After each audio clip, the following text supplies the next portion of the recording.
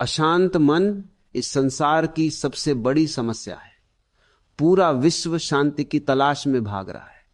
कोई हिमालय चला जाता है, कोई मंदिर में बैठता है, कोई मस्जिद में सिर झुकाता है, तो कोई चर्च की घंटियों में राहत ढूंढता है, लेकिन शांति कहीं नहीं मिलती।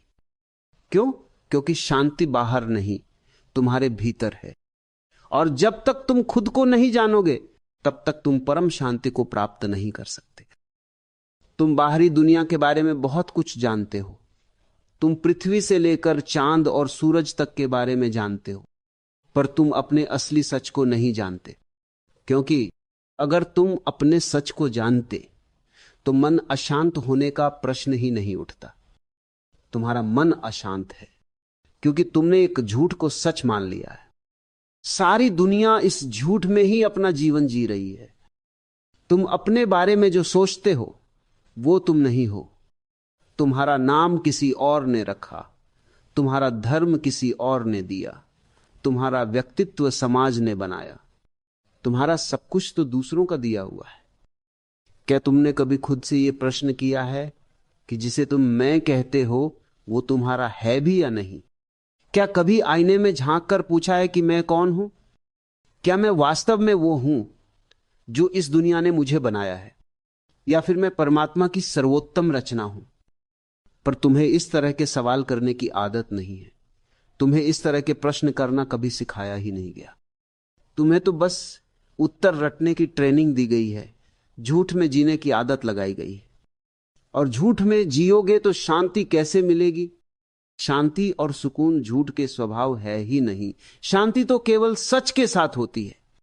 शांति कोई उपलब्धि नहीं है, ये तो यही है, अभी इसी क्षण। पर तुम्हारा मैं एक कोलाहल है। तुम्हारे अंदर का मैं ही तुम्हारी अशांति का जनक है।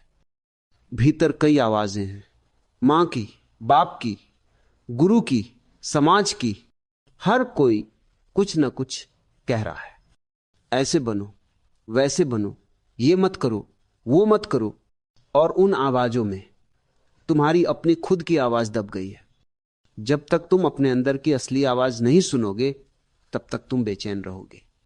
और वो आवाज तभी सुनाई देगी जब तुम कुछ और होने का नाटक करना बंद कर दोगे। इसका सबसे सरल उपाय है ध्यान।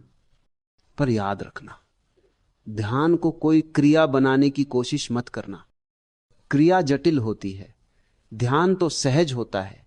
तुम्हें ध्यान करना नहीं है बल्कि ध्यान देना है। जब तुम ध्यान से चीजों को देखते हो, समझते हो, तब तुम्हारा मैं धीरे धीरे पिघलने लगता है। वो मैं जो तुम कभी थे ही नहीं, वो मैं जिसे इस दुनिया ने तुम्हारे ऊपर थोपा था, वो मैं मरने लगता है। और जब वो नकली मैं पिघल जाएगा तो तुम्हें तुम्हारे असली स्वरूप का ज्ञान होगा। तुम खुद से मिलोगे। तुम्हें इस बात का ज्ञान होगा कि तुम केवल इस शरीर में नहीं हो, तुम हर जगह हो। सारा ब्रह्मांड तुम में है और तुम पूरे ब्रह्मांड में हो। फिर तुम्हें शांति के लिए कहीं भटकने की जरूरत नहीं होगी। तुम खुद शांति का स्वरूप हो जाओगे।